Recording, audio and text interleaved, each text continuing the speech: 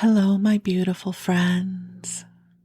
I am Bleadon-Maffei with Illuminating Souls, welcoming you to this episode of Sleepy Bedtime Blessings, a podcast designed to help you rest, relax, and fall asleep, all while deepening in your connection with your beautiful team of angels who love you so. If we're meeting for the first time, I am an angelic practitioner, a spiritual teacher, and an encourager of souls. It's the best job ever, and I do this through one-on-one angel sessions, soul mentoring, and a variety of classes designed to inspire your spirit. And you can learn more at my website, illuminatingsouls.com. But for now, the angels and I are here to help you come into a good state of sleep. And I do acknowledge that there are those of you who listen during the daytime. And so if your intention is not to sleep, then it is my blessing to be a companion to you for a little while as you go about your day. And however you are guided to use this podcast, it is truly a blessing to be with you. So as I record this, we are having a bright and beautiful day. And so I share this bright and beautiful energy with you. I share the sweetness of this moment with you. And just take some nice deep breaths in and out. And if you are preparing for bed, I invite you to cozy on up and snuggle on in. Just curling up in your bed or wherever it is that you sleep. Just allowing your body to get comfortable.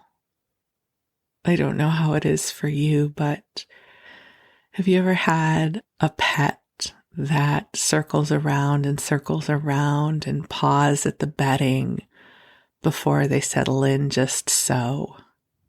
I think I do the human version of that. So it's not so much that I circle, but I fluff up the covers, and then I shift my body, and then I plump up the pillows. It's really quite a production for me to get comfortable in bed, and more often than not, I get in bed before my husband does, so he misses that whole rigmarole. But when he's gotten in bed before I do, which is rare, but it happens, I then become very aware of how much I fluff covers and pillows when I get in bed, so it'll be just right. So I invite you to fluff and plump and wriggle your body just right so that everything is supported in a way that works for you. And we'll take some more nice deep breaths in and out. And listen, I know you breathe all the time because you are here, but there is something about that deep, intentional breath that helps us get centered in the moment. And I invite you to set your intention for our time together. And this doesn't have to be heavy lifting. It can be as simple as setting your intention to receive the love of the angels through this podcast. Isn't that a sweet invitation? just come into your heart and set your intention. It is my intention to receive the love of the angels as I listen to this podcast. And just breathe that in and allow the love to flow to you. Your angels have loved you since before you were born. They are aware of all that is transpiring for you, and they are here to support you. And I'm going to call the angels in, even though they are already here. But this way you can acknowledge that they are here as well. So beautiful angels on high, I invite you to join us here. I ask that you bring forward waves of love for each of our beloveds listening to this broadcast. I ask that you bring forth waves of healing, waves of light, and waves of inspiration that will support them in ways that are meaningful and in service to their highest and best goods. And angels, I ask that you clear each of our energy fields through the heart of God, helping to clear anything that does not belong to us. And angels, please bring our bodies infusions of healing light, bringing forth waves of well-being and balance. And dear ones, just focus on the sound of my voice and the loving energy that is present as you make space to drift off into sleep. You have done enough for today, and this is your time to rest.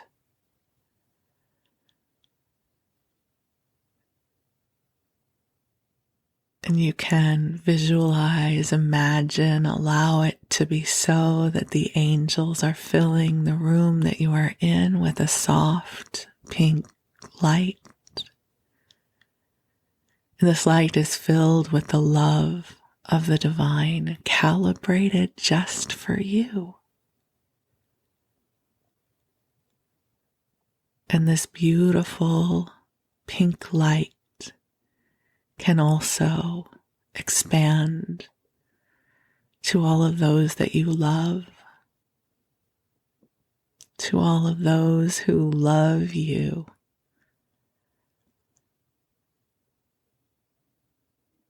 And through time and space. So just take some breaths in, sending waves of relaxation down your body. Breathing deep into your solar plexus. Feeling the loving in your own heart expand as you receive the blessings from on high. You are precious in this world. You are one of the ways that God breathes more love into this planet. And the angels are bringing forward waves of gratitude for you. They say thank you for the way you show up in this world. Thank you for your beautiful heart.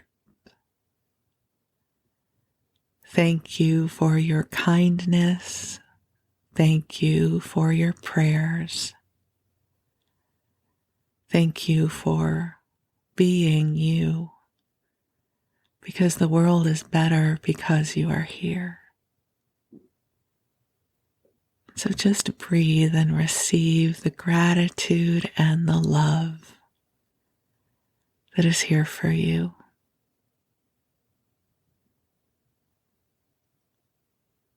And allow yourself to rest.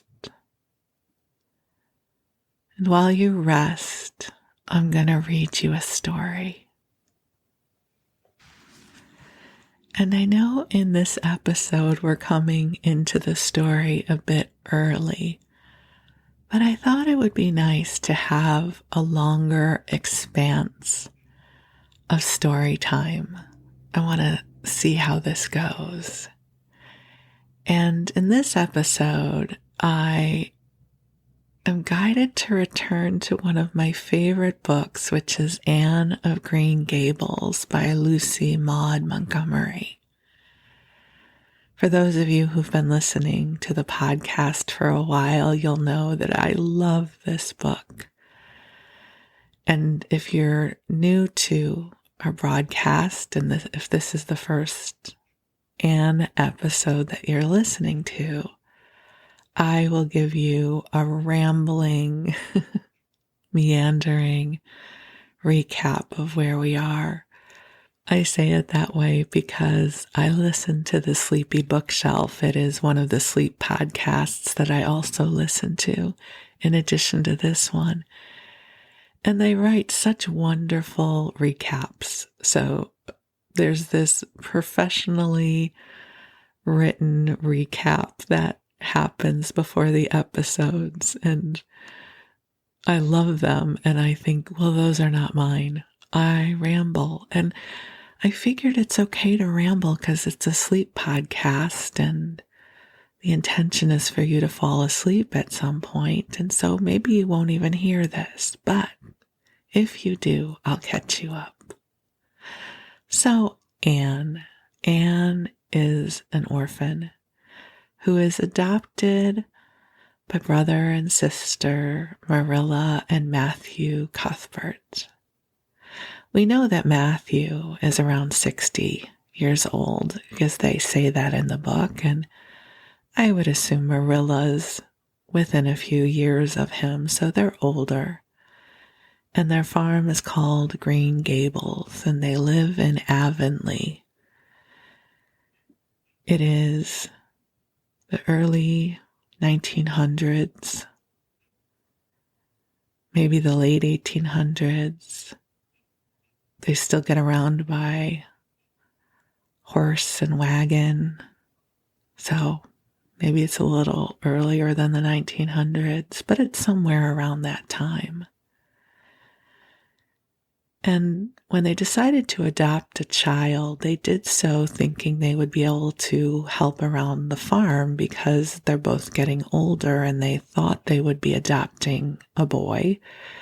But when Matthew went to the train station to pick up their new family member, it was Anne, who is very clearly a girl.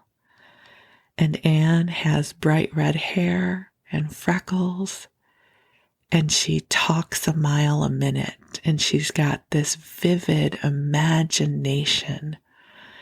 Anne's inner world is big, and she has a big appetite for life. And something you should know about Matthew is that he is painfully shy. These days, we might even say that he has social anxiety. Like he just won't talk to people. Especially women, he is completely flummoxed by anyone of the female persuasion, except for Marilla and Anne, and sometimes their neighbor, Mrs. Lynde. But that's pretty much his comfort zone when it comes to talking to women. So we pick up the story. Anne has already been living with Matthew and Marilla for about a year now. She's found her place in the family, and in Avonlea, her best friend, her bosom friend as she calls her, is Diana Barry, who lives on the farm next door. And Anne has really wanted to have a dress with puffed sleeves. Puffed sleeves are the fashion of the day. And all the other little girls have dresses with puffed sleeves. But alas, Marilla is a deeply practical woman with no imagination. I say that because Anne has a huge imagination and Marilla is profoundly practical. And so she makes Anne's dresses very plainly. Straight arms, not a puff in sight.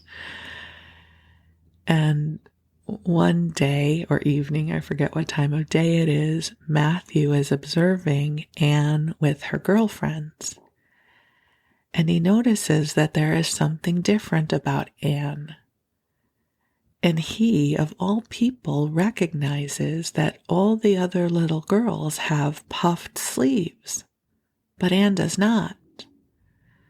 So he is inspired to get a dress made for Anne for Christmas. And of course, this dress will have puffed sleeves, which is a wonderful idea. The hiccup is, however, it is going to require him to go to town and ask to buy a dress for Anne, and this terrifies him. He does not handle these kinds of interactions well. You know, it's one thing if he's asking to buy hay, that's in his wheelhouse, but to ask to buy a dress for a girl was just too much for him.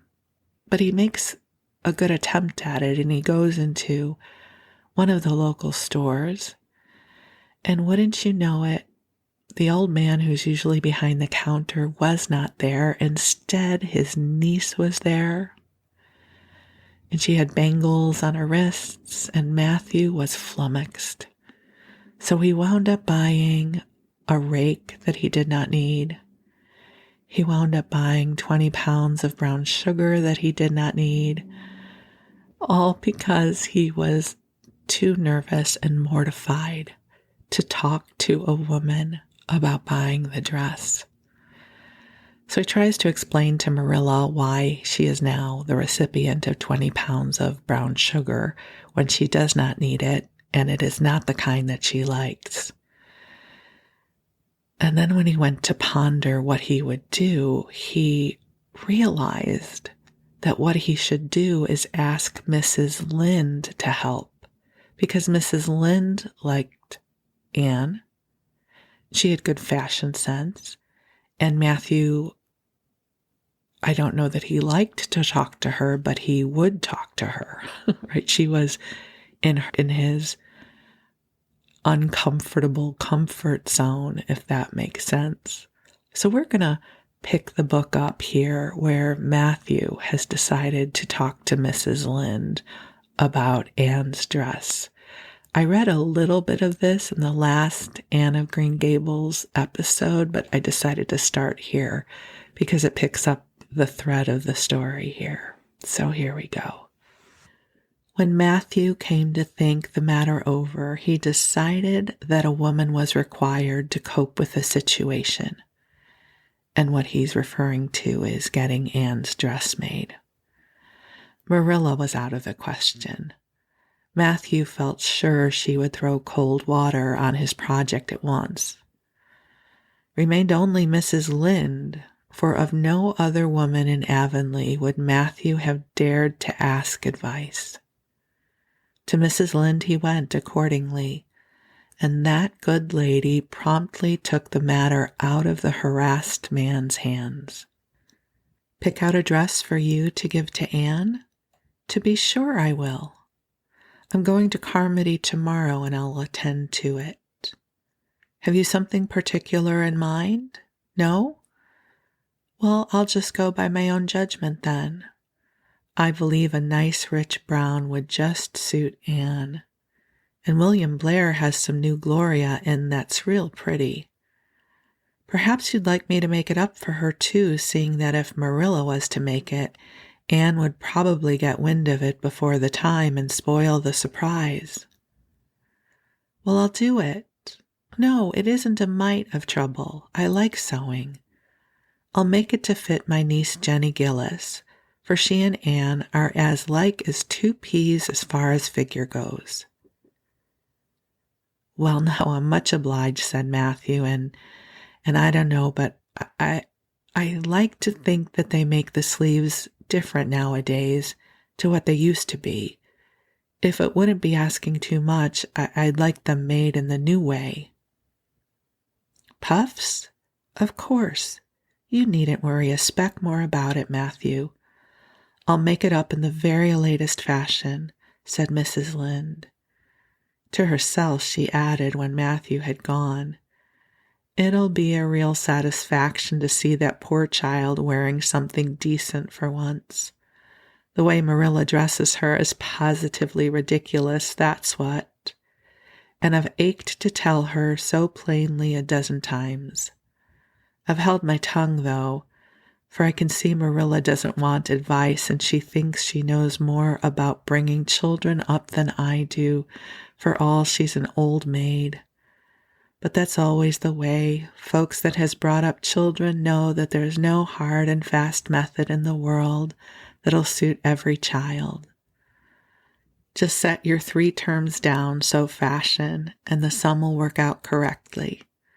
But flesh and blood doesn't come under the head of arithmetic, and that's where Marilla Cuthbert makes her mistake. I suppose she's trying to cultivate a spirit of humility in Anne by dressing her as she does, but it's more likely to cultivate envy and discontent. I'm sure the child must feel the difference between her clothes and the other girls. But to think of Matthew taking notice of it. That man is waking up after being asleep for over 60 years. Marilla knew all the following fortnight that Matthew had something on his mind, but what it was she could not guess until Christmas Eve, when Mrs. Lynde brought up the new dress. Marilla behaved pretty well on the whole, although it is very likely she distrusted Mrs. Lynde's diplomatic explanation that she had made the dress because Matthew was afraid Anne would find out about it too soon if Marilla made it. So this is what Matthew has been looking so mysterious over and grinning about to himself for 2 weeks, is it? She said a little stiffly but tolerantly. I knew he was up to some foolishness. Well, I must say I don't think Anne needed any more dresses. I made her 3 good, warm, serviceable ones this fall, and anything is more a sheer extravagance. There's enough material in those sleeves alone to make a waist.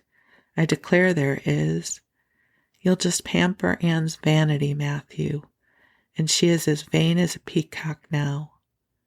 Well, I hope she'll be satisfied at last, for I know she's been hankering after those silly sleeves ever since they came in, although she never said a word after the first. The puffs have been getting bigger and more ridiculous right along. They're as big as balloons now. Next year, anybody who wears them will have to go through a door sideways. Christmas morning broke on a beautiful white world. It had been a very mild December and people had looked forward to a green Christmas, but just enough snow fell softly in the night to transfigure Avonlea. Anne peeped out from her frosted gable window with delighted eyes. The firs in the haunted wood were all feathery and wonderful. The birches and wild cherry trees were outlined in pearl. The plowed fields were stretches of snowy dimples, and there was a crisp tang in the air that was glorious. Anne ran downstairs, singing until her voice re-echoed through Green Gables. Merry Christmas, Marilla. Merry Christmas, Matthew. Isn't it a lovely Christmas? I am so glad it is white. Any other kind of Christmas doesn't seem real, does it? Well, I don't like green Christmases. They're not green. They're just nasty faded browns and grays. What makes people call them green? Why, Matthew, is that for me? Oh, Matthew. Matthew had sheepishly unfolded the dress from its paper swathings and held it out with a deprecatory glance at Marilla, who feigned to be contemptuously filling the teapot, but nevertheless watched the scene out of the corner of her eye with a rather interested air. Anne took the dress and looked at it in reverent silence. Oh, how pretty it was! A lovely, soft brown Gloria, with all the gloss of silk, a skirt with dainty frills and shirrings, a waist elaborately pin-tucked in the most fashionable way, with a little ruffle of filmy lace at the neck. But the sleeves, they were the crowning glory. Long elbow cuffs, and above them 2 beautiful puffs, divided by rows of shirring and bows of brown silk ribbon. "That's a Christmas present for you, Anne," said Matthew shyly. "Why, Anne, don't you like it?" Well now, for Anne's eyes had suddenly filled with tears. "Like it? Oh, Matthew!" Anne laid the dress over a chair and clasped her hands. "Matthew, it is perfectly exquisite. Oh, I can never thank you enough. Look at those sleeves. Oh, it seems to me this must be a happy dream." "Well, well, let us have breakfast," interrupted Marilla. "I must say, Anne, I don't think you needed the dress, but since Matthew has got it for you, see that you take good care of it. There's a hair ribbon Mrs. Lynde left for you. It's brown to match the dress. Come now, sit in." "I don't see how I'm going to eat breakfast," said Anne rapturously. "Breakfast seems so commonplace at such an exciting moment. I'd rather feast my eyes on that dress. I am so glad that puffed sleeves are still fashionable. It did seem to me that I'd never get over it if they went out before I had a dress with them. I'd never have felt quite satisfied, you see. It was lovely of Mrs. Lynde to give me the ribbon, too. I feel that I ought to be a very good girl indeed. It's at times like this I'm sorry I'm not a model little girl, and I always resolve that I will be in the future, but somehow it's hard to carry out your resolutions when irresistible temptations come. Still, I will really make an effort after this." When the commonplace breakfast was over, Diana appeared crossing the white log bridge in the hollow, a gay little figure in her crimson ulster. Anne flew down the slope to meet her. "Merry Christmas, Diana. And oh, it is a wonderful Christmas. I have something splendid to show you. Matthew has given me the loveliest dress with such sleeves. I couldn't even imagine any nicer." "I've got something more for you," said Diana breathlessly. "Here. This box, Aunt Josephine sent out to us, a big box with ever so many things in it. And this is for you. I'd have brought it over last night, but it didn't come until after dark, and I never feel very comfortable coming through the haunted wood in the dark now." Anne opened the box and peeped in. First, a card with "For the Anne girl and Merry Christmas" written on it, and then a pair of the daintiest little kid slippers with beaded toes and satin bows and glistening buckles. "Oh," said Anne, "Diana, this is too much. I must be dreaming." "I call it providential," said Diana. "You won't have to borrow Ruby's slippers now, and that's a blessing, for they're 2 sizes too big for you. And it would be awful to hear a fairy shuffling. Josie Pye would be delighted. Mind you, Rob Wright went home with Gertie Pye from the practice night before last. Did you ever hear anything equal to that? All the Avonlea scholars were in a fever of excitement that day, for the hall had to be decorated and a last grand rehearsal held. The concert came off in the evening and was a pronounced success. The little hall was crowded, all the performers did excellently well, but Anne was the bright particular star of the occasion, as even envy, in the shape of Josie Pye, dared not deny. "Oh, hasn't it been a brilliant evening," sighed Anne when it was all over and she and Diana were walking home together under a dark, starry sky. "Everything went off very well," said Diana practically. "I guess we must have made as much as $10. Mind you, Mr. Allen is going to send an account of it back to the Charlottetown newspapers." "Oh, Diana, will we really see our names in print? It makes me thrilled to think of it." "Your solo was perfectly elegant, Diana. I felt prouder than you did when it was encored. I just said to myself, it is my dear bosom friend who is so honored." "Well, your recitations just brought down the house, Anne. That sad one was simply splendid." "Oh, I was so nervous, Diana. When Mr. Allen called out my name, I really cannot tell how I ever got up on that platform. I felt as if a million eyes were looking at me and through me, and for one dreadful moment I was sure I couldn't begin at all, and then I thought of my lovely puffed sleeves and took courage. I knew that I must live up to those sleeves, Diana.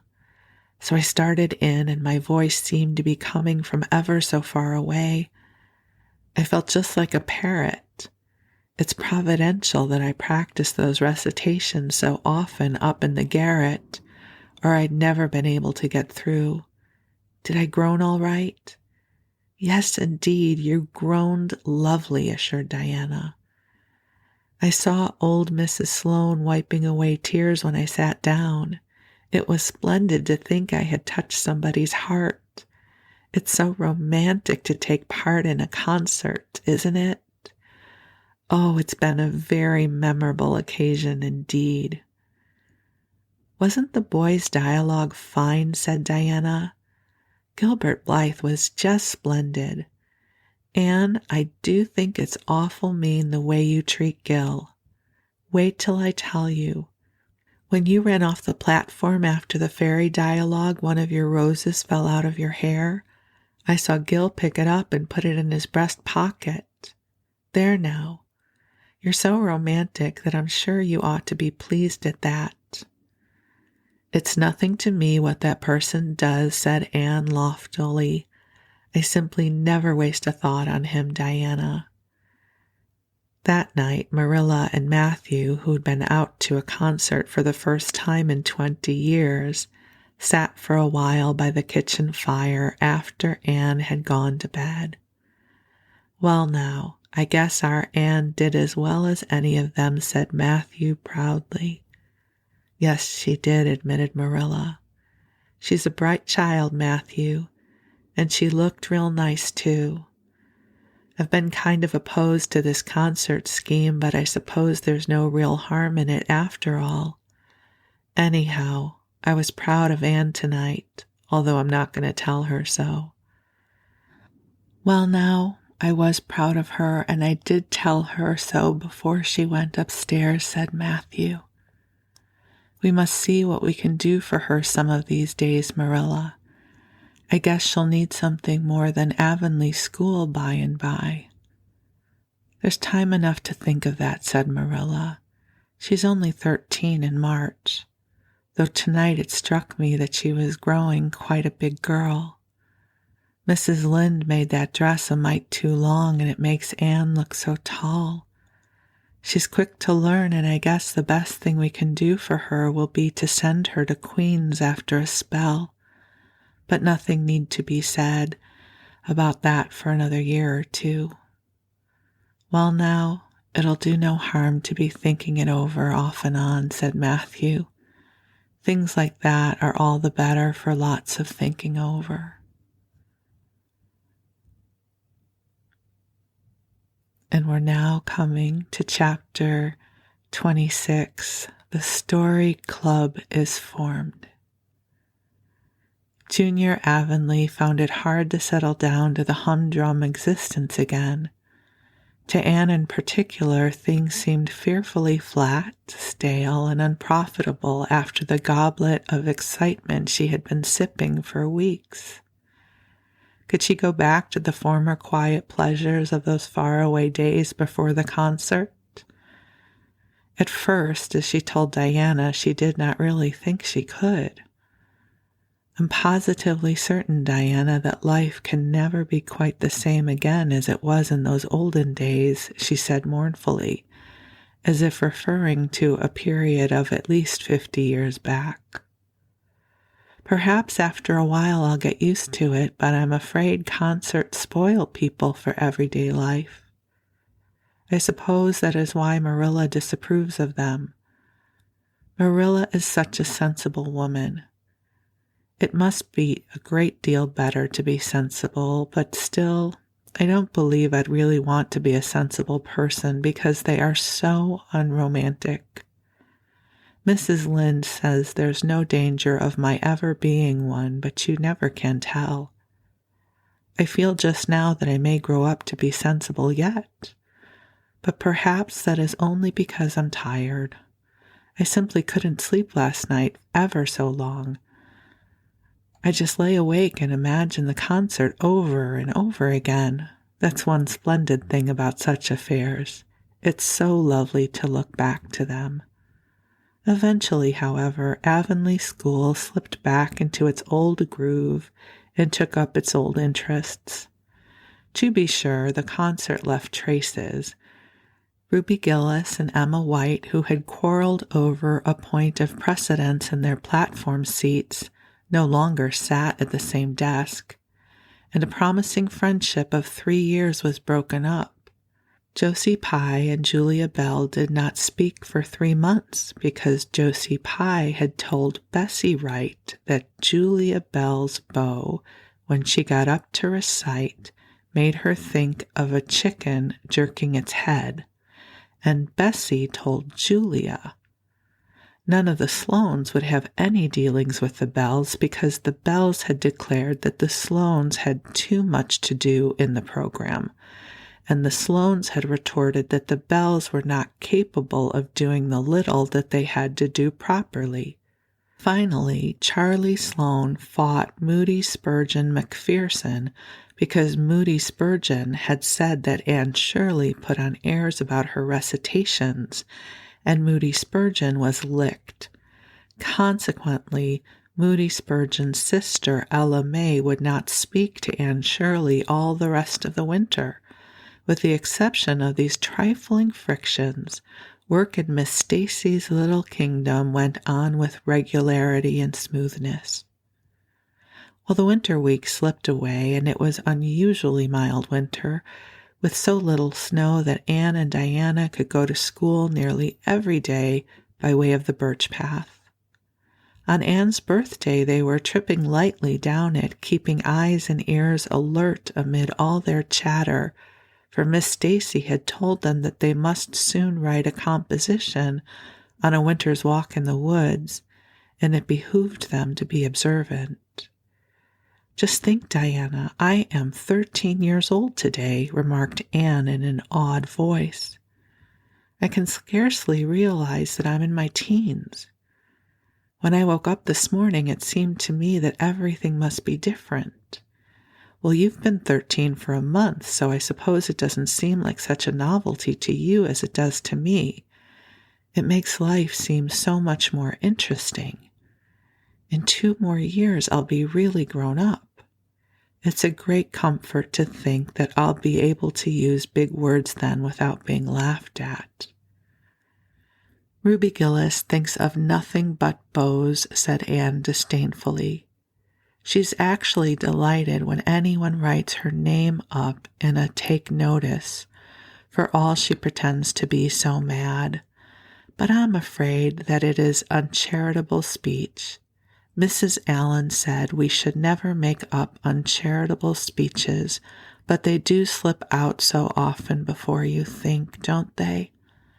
I simply can't talk about Josie Pye without making an uncharitable speech, so I never mention her at all. You may have noticed that.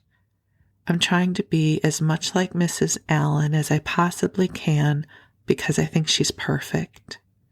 Mr. Allen thinks so too. Mrs. Lynde says he just worships the ground she treads on, and she doesn't really think it right for a minister to set his affections so much on a mortal being.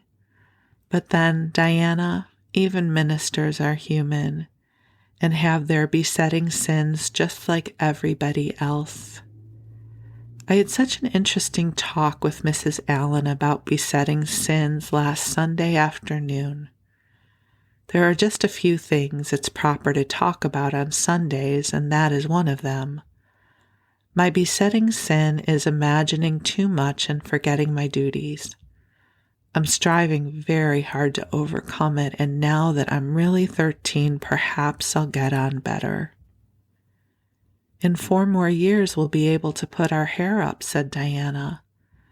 Alice Bell is only 16 and she is wearing hers up, but I think that's ridiculous.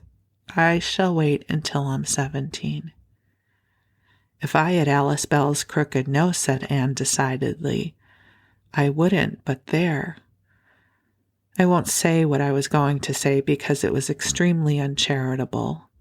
Besides, I was comparing it with my own nose, and that's vanity. I'm afraid I think too much about my nose ever since I heard that compliment about it so long ago. It really is a great comfort to me. Oh, Diana, look, there's a rabbit. That's something to remember for our woods composition. I really think the woods are just as lovely as winter as in summer. They're so white and still as if they were asleep and dreaming pretty dreams. I won't mind writing that composition when its time comes, sighed Diana. I can manage to write about the woods, but the one we are to hand in on Monday is terrible. The idea of Miss Stacy telling us to write a story out of our own heads. Why, it's easy as a wink, said Anne. It's easy for you because you have an imagination, retorted Diana. But what would you do if you had been born without one? I suppose you have your composition all done? Anne nodded, trying hard not to look virtuously complacent and failing miserably. I wrote it last Monday evening. It's called The Jealous Rival, or In Death Not Divided. I read it to Marilla, and she said it was stuff and nonsense. Then I read it to Matthew, and he said it was fine. That is the kind of critic I like. It's a sad, sweet story. I just cried like a child while I was writing it. It's about 2 beautiful maidens called Cordelia Montmorency and Geraldine Seymour, who live in the same village and were devotedly attached to each other. Cordelia was a regal brunette with a coronet of midnight hair and duskly flashing eyes. Geraldine was a queenly blonde with hair like spun gold and velvety purple eyes. I never saw anybody with purple eyes, said Diana dubiously. Neither did I just imagined them. I wanted something out of the common. Geraldine had an alabaster brow, too. I found out what an alabaster brow is. That is one of the advantages of being 13. You know so much more than you did when you were only 12. Well, what became of Cordelia and Geraldine? Asked Diana, who was beginning to feel rather interested in their fate. They grew in beauty side by side until they were 16. Then Bertram de Vere came to their native village and fell in love with the fair Geraldine.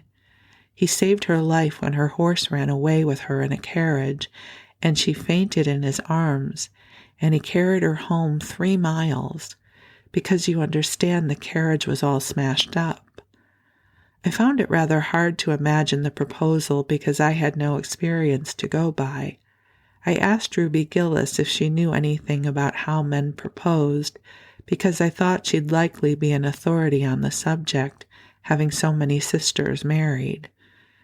Ruby told me she was hid in the hall pantry when Malcolm Andres proposed to her sister Susan. She said Malcolm told Susan that his dad had given him the farm in his own name and then said, "What do you say, darling pet, if we get hitched this fall?" And Susan said, "Yes, no, I don't know, let me see." And then they were engaged as quick as that. But I didn't think that sort of proposal was a very romantic one. So in the end, I had to imagine it all out as well as I could. I made it very flowery and poetical, and Bertram went on his knees, although Ruby Gillis says it isn't done nowadays. Geraldine accepted him and his speech a page long. I can tell you I took a lot of trouble with that speech.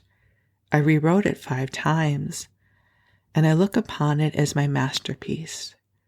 Bertram gave her a diamond ring and a ruby necklace and told her they would go to Europe for a wedding tour, for he was immensely wealthy.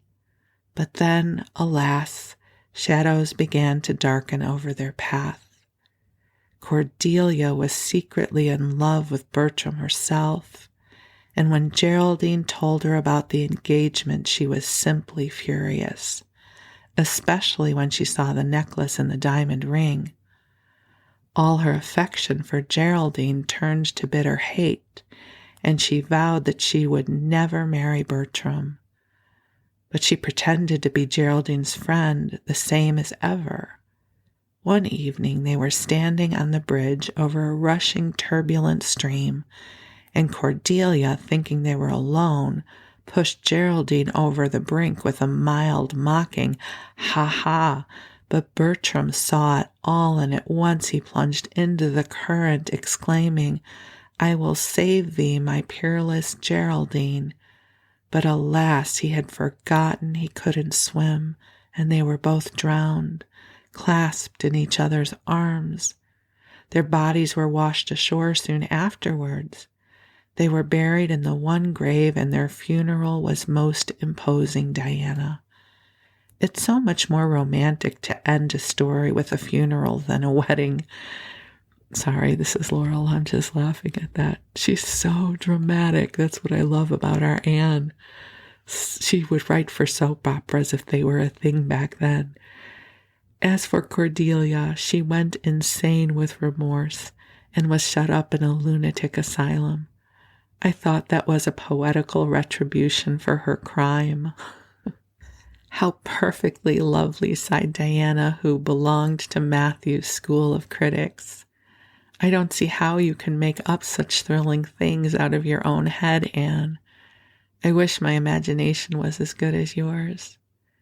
Well, it would be if only you'd cultivate it, said Anne cheeringly. I've just thought of a plan, Diana. Let you and me have a story club all our own and write stories for practice. I'll help you along until you can do them by yourself. You ought to cultivate your imagination, you know. Miss Stacy says so. Only we must take it the right way. I told her about the haunted wood, but she said we went about that in the wrong way. And this was how the story club came into existence. It was limited to Diana and Anne at first, but soon it was extended to include Jane Andrews and Ruby Gillis and 1 or 2 of the others who felt that their imaginations needed cultivating. No boys were allowed in it, though, although Ruby Gillis opined that their admission would make it more exciting and each member had to produce 1 story a week. And so, my beautiful friends, we're going to leave off here. How delightful would it be to have a story club like that, right? Where we write down stories of our imagination and then read them to each other. So here's to our imaginations. And I also want to apologize if you're hearing the ambient noise. I'm recording this in the afternoon and my neighborhood is a bit louder than it normally is in the early mornings when I record. But perhaps by now you have drifted off into the sweetest of dreams. So I wish you a good rest. I wish you happiness and well-being. I wish you sparks of inspiration. And I'm so deeply grateful for you. So thank you for spending this time with me and allowing me to spend this time with you. I'm so deeply grateful for the gift of you.